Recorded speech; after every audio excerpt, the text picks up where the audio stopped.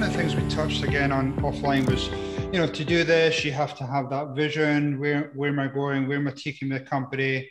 And then once you have that strategy in place, then you obviously need to execute it. You need to come up with some type of a plan or rhythms around getting that strategic plan in place and implemented. So talk to me about what that looks like. I mean, do you do annual planning? How do you build that vision, that roadmap? As far as the road, go ahead, Duane. Are you talking about success of the business or success of the program that we have going on? I mean, potentially it could be both. I mean, I don't know if the two of them coexist or whether they're, looked at as one thing. I just like to understand your whole process on, thinking about your business or businesses and, where you're going in the future, how you build that roadmap. Let me jump on the first part and I'll pass the second part to Joshua. I think it'll be a perfect pass.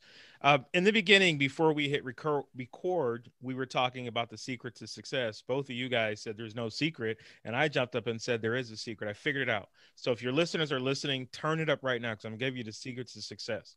The secret to success is you have to enjoy your life and start doing the things that you enjoy in your life. And that's when success starts. So Joshua, you take over from there.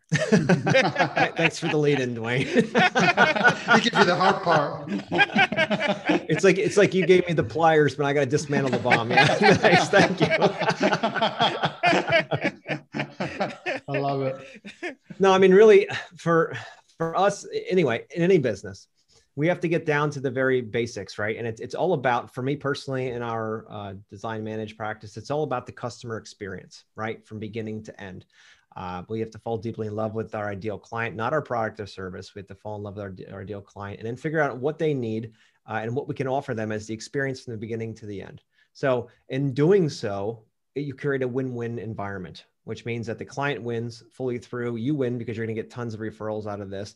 Everyone is happy throughout. They know what's coming next. It's all about that client experience. When you start getting focused on just banging out paper patios or building decks or just roofs, you become a transaction.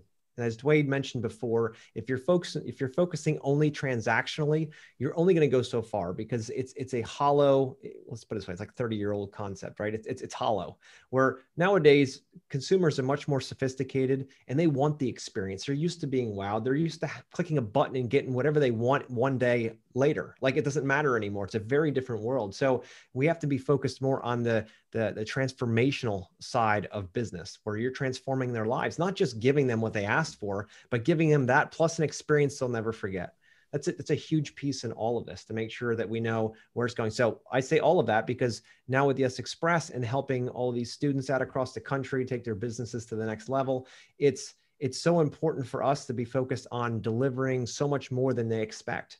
Right. And be able to come in, and we have pre-recorded program content that they learn as kind of like the learning base. And then we have our live classes where we come in and actually work with them so they can really lock in what they learn and not just, again, get a bunch of stuff, sit around eating Doritos, listen to it. Sounds good. That's another course I just spent all this money on. And all of a sudden I ain't got nothing to show for it.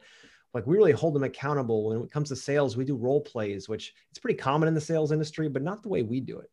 We do it where we put them on the hot seat and we have a lot of fun with them. We throw all kinds of different angles because I want to make sure when they leave this sales course, especially the live course, that they are able to handle anything that a client would throw at them. So they're not sitting there like, don't know what to say, stunned because they asked the question. Like, why aren't we talking about that in a safe, protective environment where we can throw the weirdest shit at them? And then all of a sudden you're like, all right, well, yeah, I can just bounce off that and go this way. Like, and they start building those muscles because just like, as you know, in order to build muscle, it takes reps. It takes reps. You can't just read it philosophically out of a book and say, you know what? I'm going to have a really big bicep by reading this, or because if I eat more red meat, I'll get a, no, you got to work for it. Right. Yep. So this is a safe environment. So you're not out there blowing $100,000 projects a day, trying this stuff out. You get a chance to do it live and put on the hot seat and grow that muscle. And for most, it's uncomfortable in the beginning. Hell, it was for me too, when I first started role play. But I tell you, once you get used to that and you get used to the fact that no matter what's thrown at you, you can bounce and zig and zag as you need to and get right back to where you need to be. dude, it's a game changer, you know. And the same with That's design awesome. side of things too, is how do we manage these problems? Our students bring some designs into our classes after we're done with the learning material.